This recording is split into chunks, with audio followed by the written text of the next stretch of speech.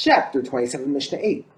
This Mishnah is a continuation of the one before. It discusses the same two cases as the previous Mishnah, except that whereas the previous Mishnah spoke of tumas midras, for which the minimum size for cloth is 3 by 3 tefachim, our Mishnah speaks of corpse tuma, for which the minimum size for cloth is 3 by 3 finger breadths.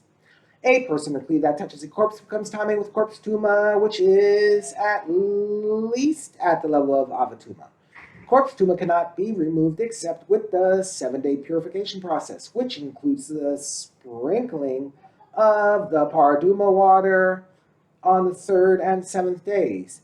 If a person who touched a corpse then touches a kli, the kli also receives corpse tuma and requires the same 7-day purification process. However, if that kli touches another kli, the second kli does not receive corpse tuma.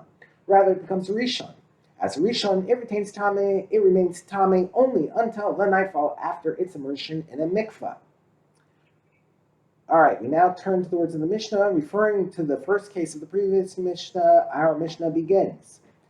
And similarly, if someone wove a piece of cloth to the exact size of 3 by 3 finger breadths, which is the minimum to receive corpse tuma, and it became tamei with corpse tuma, for example, it touched a person who had touched a corpse, and then he finished the whole cloth, i.e. he continued weaving until the cloth was as large as he intended. So the new section has corpse tuma because it is attached to the original section.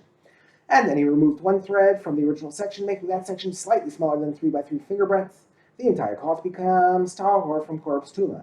The original section loses its corpse tuma because it was reduced to less than the minimum size. Therefore, the added section, which has corpse tuma only because of its attachment to the first section, also loses its corpse tuma.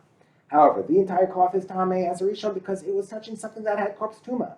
That is, since the two sections touched each other when the original section still had corpse tuma, avatuma, the added section became a rishon at that time.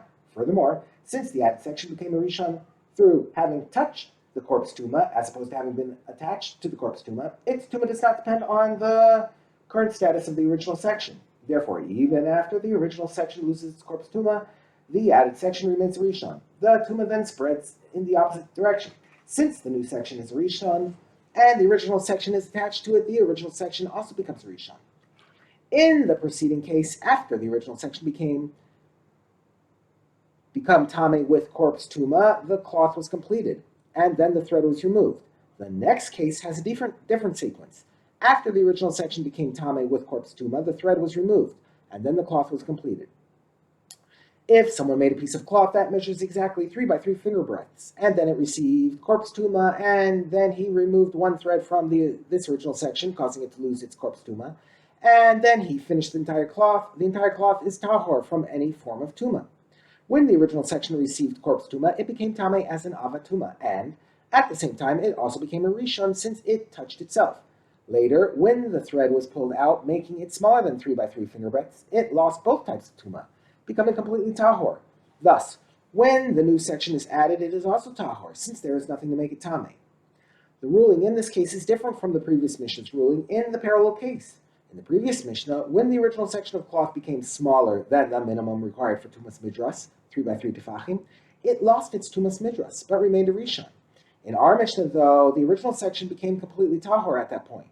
The difference between the two cases is explained. It is because the sages said, if a piece of cloth measuring exactly 3 by 3 finger breadths became smaller, it is completely tahor, because such a small piece is useless and can no longer be considered a kli. Thus, our Mishnah rules that when the original section was made smaller than 3 by 3 finger breadths, it lost not only its corpse tuma, but also its status as a rishon.